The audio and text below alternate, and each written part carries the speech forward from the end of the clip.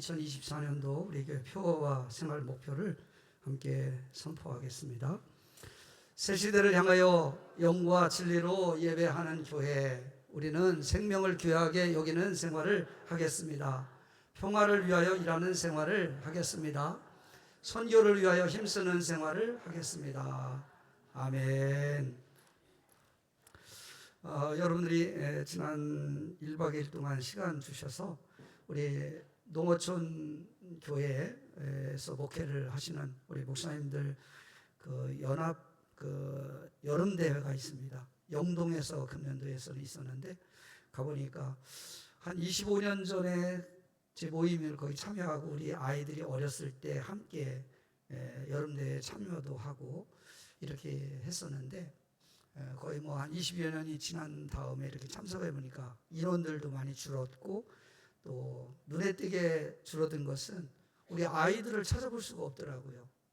우리 목회자들 자녀들 데리고 이렇게 같이 온 가족들은 불과 한 5명 정도밖에 안 되고 굉장히 인원이 많이 축소가 이렇게 됐다. 그만큼 교회의 현실과 또 농어촌 교회의 현실을 그대로 보여주는 것 같아서 마음이 좀 아팠습니다.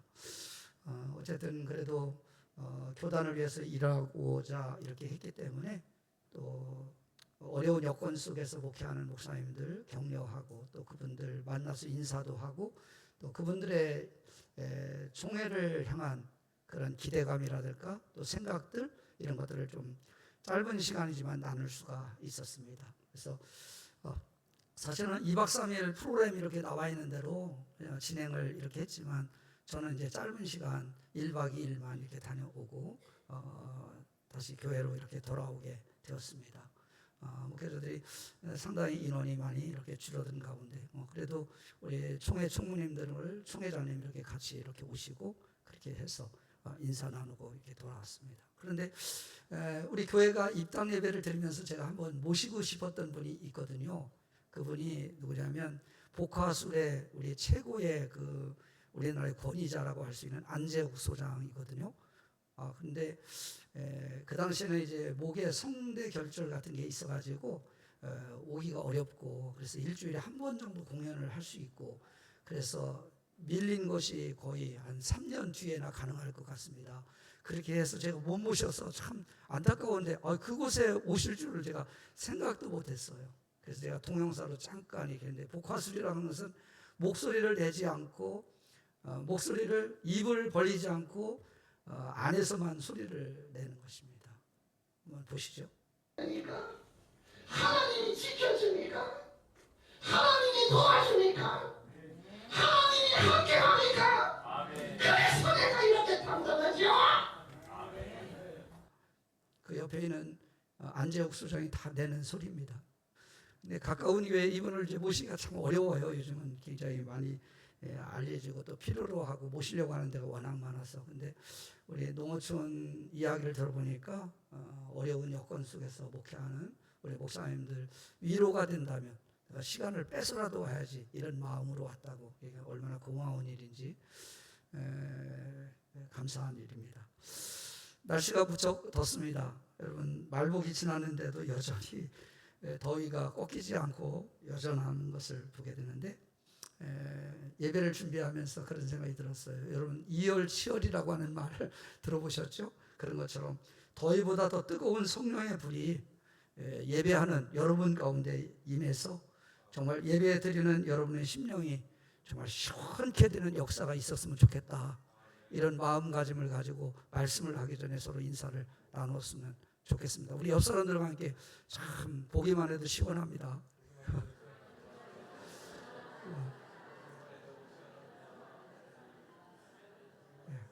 한 번 더 하겠습니다. 하나님 말씀대로 믿고 하나님 말씀대로 믿고 말씀대로 순종합시다.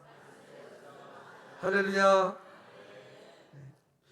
어느 그 유명한 수도사가 있는데 수도원이 있는데 수도원에서 그곳에는 수도사가 되고자 하는 생도들을 이제 훈련시키는 그런 장소입니다. 많은 수련생들이 이제 거기에 입소를 해가지고 훈련을 받는데 이런 과제를 하루는 냈다고 합니다. 밭을 잘 손질해서 무를 심는 미션을 가진 거예요.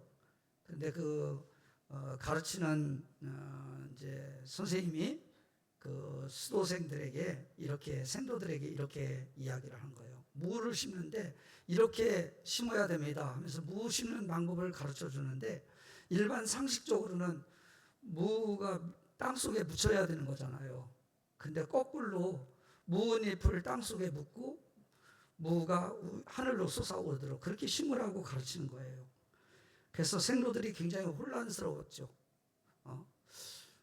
그리고 선생님은 그렇게 명령을 하고 자리를 떠났어요. 수련생들끼리 혼란스러움에 이제 서로 이야기를 합니다. 아니, 상식적으로 이렇게 심어야 무가 사는 거 아니야? 그러면서 그렇게 생각하는 친구들은 올바른 무를 심고, 또 다른 사람들은 그래도 가르쳐 준 대로 심어야지, 거꾸로 심는 사람, 이런 사람들이 이제 나오게 된 겁니다. 그런데 다음 날 시키는 대로 하지 않은 생도들은 모두 수도원으로부터 퇴출을 당한 것입니다. 이유가 뭐겠습니까? 평생 주님을 따르는 사람으로 말씀에 무조건 순종해야 되는 것이 바로 이제 하나님을 섬기는 그 수도사들이기 때문입니다. 주님을 바라보고 주님을 의지하고 주님이 어떤 말씀을 주신든지 간에 그대로 믿고 순종하는 삶을 평생 살아가야 될 그런 수도사들이기 때문에 이제 이것을 말하자면 가르쳐 주기 위해서 그렇게 한 건데, 세상에서 내가 가지고 있는 지식 그리고 경험들 그리고 일반 상식 이런 것을 가지고 했던 사람들은 수도사가 될 자격이 없다. 그래서 퇴출을 시켰던 것입니다. 로마서 10장 17절 말씀해 보면, 여러분, 믿음이라고 하는 것은 들음에서 나고 듣는 것은 하나님의 말씀으로 말미암느니라, 이렇게 말씀하고 있습니다. 예수님께서도 산상설교를 통해서 제자들을 가르치면서 마태복음 7장 25절 말씀해 보면 이런 말씀을 합니다. 산상설교를 통해서 교훈을 주시고 이렇게 행동하고 이런 삶을 살아야 된다, 이렇게 말씀을 하면서 이제 결론적으로 이렇게 말씀합니다. 누구든지 나의 이 말을 듣고 행하는 자는 그 집을 반석 위에 지은 지혜로운 사람 같다, 이런 표현을 합니다. 여러분, 여기서 하나님께서 지혜롭다 이렇게 인정을 해주는 사람이 어떤 사람이에요? 주의 말씀을 듣고 그 말씀대로 행하는 자, 이런 사람이 지혜로운 사람이다, 이렇게 가르쳐주고 있습니다. 고로새서 1장 27절 말씀해 보면 교회 직분자들을 향해서 이런 말씀을 주셔요. 교회 일꾼된 일꾼으로 세운 것은 하나님이 너희를 위하여 내게 주신 직분을 따라서 하나님의 말씀을 이루려 함이니라. 목사, 또 장로님들, 권사님들, 안수집사님들, 우리 직분자들, 집사, 이런 직분을 교회가 부여하게 된 것은 뭐 하라고? 오래 교회 다녔으니까 그것을 존중해서 하나의 계급을 달아주는 것이 아니고, 여러분, 직분을 주시는 것은 직분을 따라서 하나님의 말씀을 이루려는 데 있다라고 하는 것을 말씀해 주고 있습니다. 하나님께서 저를 목사로 세운 것은 저를 통해서 하나님이 하나님의 말씀을 확증하고 그 말씀을 열매 맺고 이루게 하는데 저를 목사로 부르셨다는 것입니다. 직분을 주신 것은 다 이렇게 직분이 주어졌다는 것입니다. 믿으십니까? 신앙은 내 생각과 감정을 여러분 이 땅에서 관철시키려고 하는 것이 아닙니다.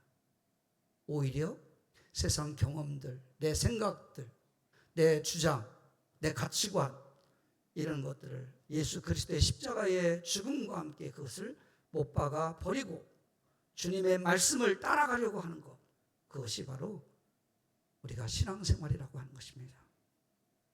우리는 하나님의 말씀이 넘치는 가운데 살고 있습니다. 요즘 유튜브를 보면 설교 방송이 코로나 이후에 굉장히 많이 쏟아져 나오고 있고요. 성경 공부하는데도 넘치고 있어요. 거기에 또 이렇게 잘못된 거짓의 그 진리를 가르치려고 하는 이런 이단 사상도 흘러나오고 있어요. 그렇지만 중요한 것은 그 말씀이 홍수시대 살면서 중요한 것은 그 말씀을 내가 듣고 말씀을 삶 속에서 얼마나 적용하고 순종하려고 하느냐. 그것이 믿음의 능력을 여러분 나타내는 것입니다. 오늘 본문 말씀을 보면 풍랑을 만났습니다. 구원의 여망이 없는데 그럼에도 불구하고 하나님께서 사도 바울에게 주신 말씀, 그 말씀을 풍랑을 만나서 위태로운 그들에게 말씀을 전하면서 하나님께서 이런 말씀을 내게 주셨는데 나는 이 말씀대로 이루어질 줄로 나는 믿는다. 이런 고백을 사도 바울이 하고 있는 본문을 제가 오늘 본문으로 택해서 읽었습니다. 이 말씀의 배경을 보면 바울은 로마 황제 가이사에게 복음을 전하다가 이제 묶인 몸이 되어졌어요. 그래서 로마 시민권을 가지고 있기 때문에 바울이 로마 황제 가이사에게 재판을 받아야 되는 거예요. 그 재판을 받기 위해서 276명이 탄 알렉산드리아 호를 타고 로마로 제수의 몸으로 유배 도중에 큰 풍랑을 만나고 위기를 만나게 된 것입니다. 로마로 가는 도중에 작은 풍랑을 만났을 때 고생 그때 미양에 도착을 했어요. 그런데 이곳에서 겨울나기가 불편해서 사람들이 다 얘기하는 겁니다. 환경이 너무나도 좋지 않으니까 좀 더 우리가 모험을 하더라도 베닉스 항으로 가서 겨울을 나자. 거기에 다 찬성을 하는 거예요. 사도 바울은 위험하다, 안 된다 이름에도 불구하고 모든 사람들이 그렇게 바다의 뱃사람으로서 경험도 많지 뭐 이런 사람들이 얘기를 하니까 사람들이 다 거기에 찬성을 해서 무리한 항해를 하다가 유라굴로라고 하는 광풍을 만나게 되어집니다. 이 풍랑으로 인해서 생명의 위협을 받게 되고 그렇게 애착을 가졌던 물질적인 엄청난 손해를 그들이 감수해야만 되는 이런 결과를 가져왔다고 하는 이야기입니다. 여러분, 우리가 지금까지 인생을 살아가면서 여러분들도 풍랑을 만나시죠. 인생의 풍랑을 만나게 되어져요. 저는 오늘 본문 말씀을 통해서 한번 말씀을 깊이 묵상하면서 왜 우리가 인생의 풍랑을 만나는가를 한번 생각해 봤으면 좋겠어요. 이들이 풍랑을 만나게 된 이유는 9절 말씀에 보면 읽지는 않습니다만 제가 20절부터 읽었는데 본문이 길어서 9절부터 보면 바울은 이미 시기적으로 볼 때 미양에 도착했을 때 항해하는 것이 위험하다. 그냥 미양에 불편해도 머물러야 된다. 이런 생각을 가지고 권면을 했습니다. 이번 항해가 화물과 배만 아니라 생명에도 타격과 많은 손해를 끼칠 것이다. 이렇게 권면을 했어요. 그런데 11절 보니까 백부장이 누구의 말을 믿었냐면 선장과 선주의 말을 바울의 말보다 더 믿었다.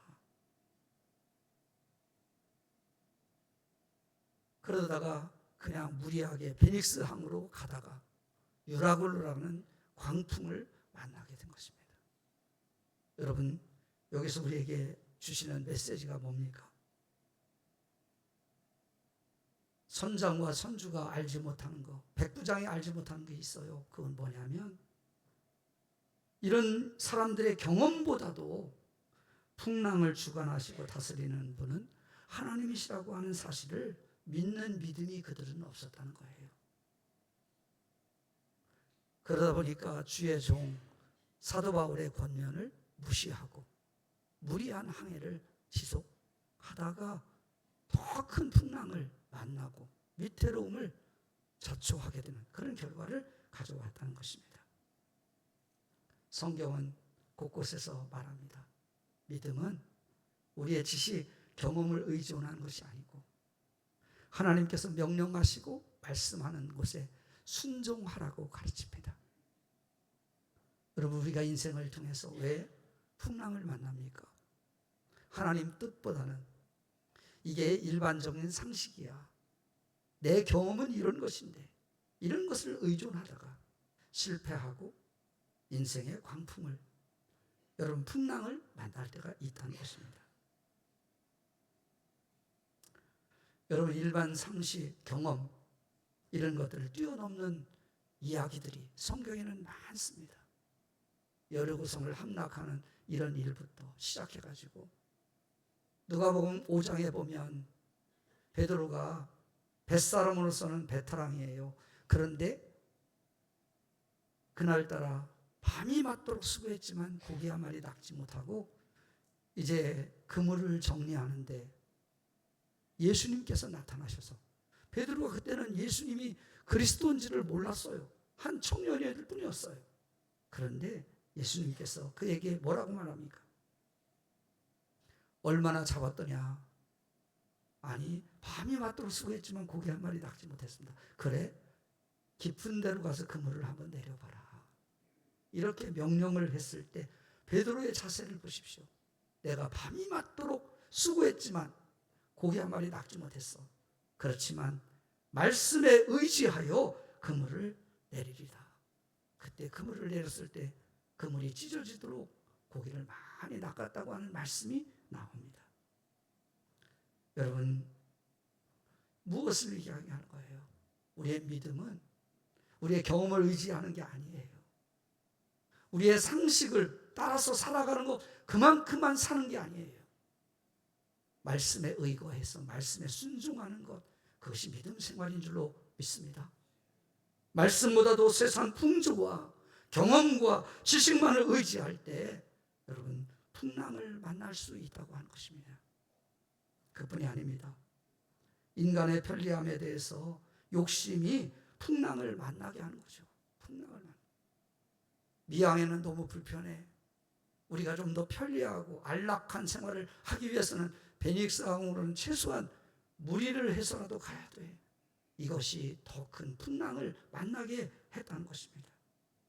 여러분, 인간의 편리함과 편의주의, 욕심, 이것이 결국 우리 인생을 실패하게 만들고 힘들고 힘에 겪게 만드는 풍랑을 일으킬 수 있다고 하는 것을 여러분 기억하시기를 바랍니다.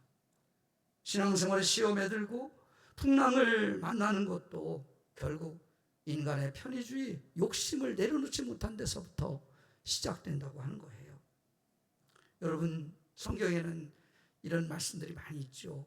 여리고성을 정복한 이스라엘이 아간의 욕심 때문에 작은, 여리고성보다 작은 그러한 이제 아이성 전투에서 패전을 한 이유가 뭡니까? 바로 아간의 탐욕 때문이에요. 그렇습니다. 아나니와 삽비라는 자기 욕심을 내려놓지 못해서 죽음을 맞이하는 풍랑을 만나잖아요. 오늘 본문도 인간의 편리함과 욕심이 유라굴로라고 하는 풍랑을 자초하게 된 것입니다. 말씀이 아닌 군중의 심리를 따라간다든지 유혹의 달콤함을 우리가 물리치지 못해서 인생의 풍랑을 만나기도 합니다. 오늘 본문 앞부분에 보면요, 이들이 베닉스항으로 가자고 결정을 했을 때 13절 말씀에 보면 이런 말씀이 있어요. 남풍이 순하게 불네. 그들이 뜻이 이루어진 줄 알고 닷을 감아 항해하더니 그랬어요. 저는 이 말씀을 읽을 때 그들이 설령 좀 욕심이 있어가지고 베닉스항으로 무리한 항해를 하려고 할 찰나에 그때 유라굴로라는 광풍이 불었으면 포기했을 텐데, 그들이 결정하고 나니까 순한 남풍이 불었다. 여러분, 이게 유혹의 달콤함 아니에요? 사람은 이런 것이 넘어져 가는 거예요. 우리가 신앙생활을 할 때 이런 달콤한 유혹이 많습니다. 적당히 신앙생활하고 편리한 대로 살아도 처음엔 아무런 일도 일어나지 않은 것 같아요. 그래서 열심히 신앙생활하고 희생하고 헌신하는 성도들과도 별 차이가 나지 않은 것 같아요. 여러분들 그런 경험 많이 하실 거예요. 똑같이 직분을 받았는데 나는 뭐 대표기도 시켜도 잘 하지 않았고 그냥 피해가고, 또 주방에서 열심히 봉사하는 사람들인가 하면 나는 재직인데도 그냥 밥 먹고 내가 이렇게 하는 것만 만족하고 이렇게 해도 적당히 이렇게 해도 뭐 아무런 뭐 다 똑같은데, 여러분 이렇게 우리가 생각해야 할 때가 있어요. 그래서 이런 착각까지 하죠. 희생하는 성도는 미련해 보이고 요령껏 쉽게 사는 것이 지혜롭다, 이런 생각이 들 때가 있어요. 그러나 여러분, 풍랑은 예고 없이 찾아온다는 것입니다. 심판은 도적까지 찾아오는 것입니다. 주님의 재림은 아무도 알 수 없이 도적같이 임한다고 성경은 그래서 말씀하고 있잖아요. 그래서 느끼지 못하고 깨닫지 못했다.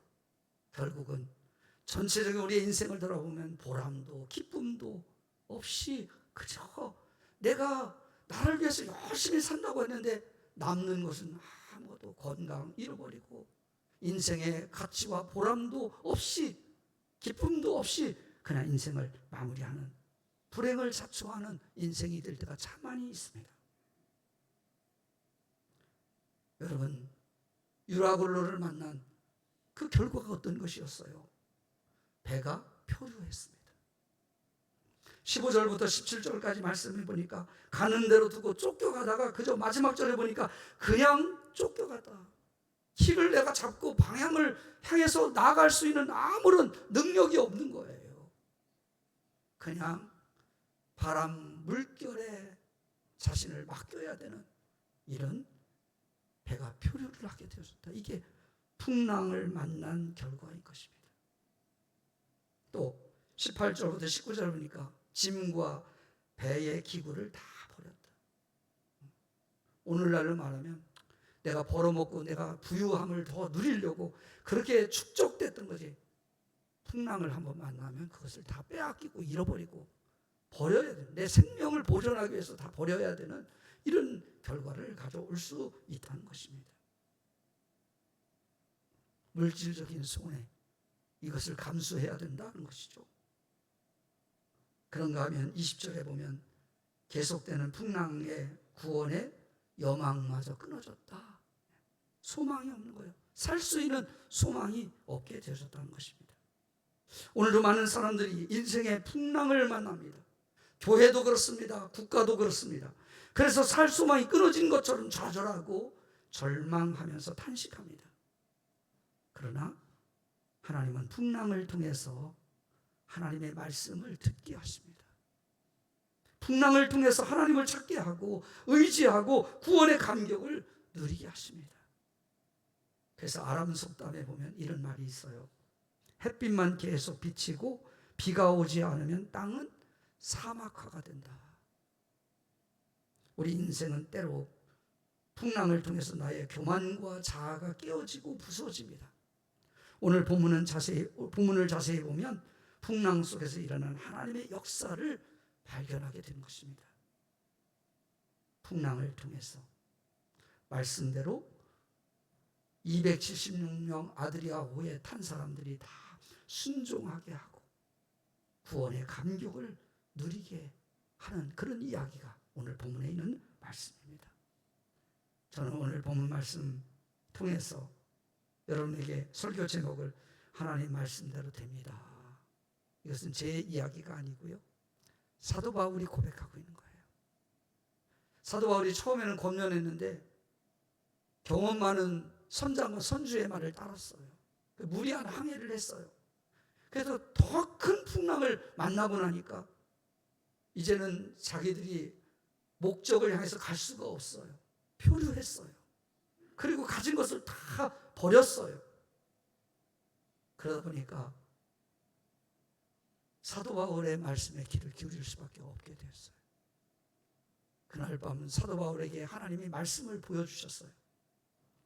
배가 좀 손해는 봤지만 사람의 생명은 지장이 없다고 하나님이 우리를 보호해 주신다고 나에게 말씀해 주셨다. 그러면서 바울이 고백해요. 나는 이 말씀대로 이루어질 줄로 믿는다. 내게 말씀하신 그대로 되리라고 나는 확신을 한다. 이 바울의 고백이 오늘 예배의 자리에 나오셔서 예배하는 여러분들의 믿음이 되어지고 고백이 되어질 수 있기를 바랍니다. 말씀대로 됩니다. 하나님께서 말씀 주신 대로 됩니다. 그럼 우리 어떻게 살아야 되겠어요? 내 경험을 주장해야 되겠어요? 또 내 가치관을 가지고 그것이 전부인 것처럼 살아야 되겠어요? 아니, 그것을 풍랑을 만나지 않고 하나님 말씀대로 살아가서 하나님이 주신 축복을 누리는 삶이 지혜로운 삶인 거예요. 어차피 풍랑을 만나면 여러분 우리의 목적을 향해서 우리가 우리의 노력에 의해서 목적지에 갈 수 없잖아요. 표류하잖아요. 풍랑을 만나기 전에 오늘 우리는 하나님 말씀대로 이루어짐을 믿습니다. 그 말씀에 순종하면서 살아가는 복된 성도들이 되어지는 여러분 모두가 될 수 있기를 예수님의 이름으로 축원합니다. 기도하겠습니다. 말씀을 통하여 역사하시는 하나님 아버지, 인생의 풍랑 가운데도 실망하지 않게 하시고 도리어 그 풍랑으로 인하여 하나님의 말씀이 들려지고 하나님을 의지하고 하나님께서 말씀하신 그대로 이루어지는 것을 목도하는 저희들이 되게 하여 주옵소서. 주의 말씀보다 나의 의지와 경험과 지식이 앞섰던 것을 주님 앞에 자백하오니 우리를 용서하여 주옵소서. 내 자아를 내려놓고 주의 말씀하신 그대로 됩니다라는 신앙으로 다시 한번 새롭게 거듭나는 축복을 허락하여 주옵소서. 철저히 하나님 말씀의 귀를 기울이고 말씀대로 순종하는 믿음을 통해 풍랑을 만나지 않고도 아버지 하나님 망망대해를 향해서 우리의 목적지를 향해 아름답게 나아갈 수 있는 지혜로운 성도들이 되게 하여 주옵소서. 예수님의 이름으로 기도드리옵나이다. 아멘.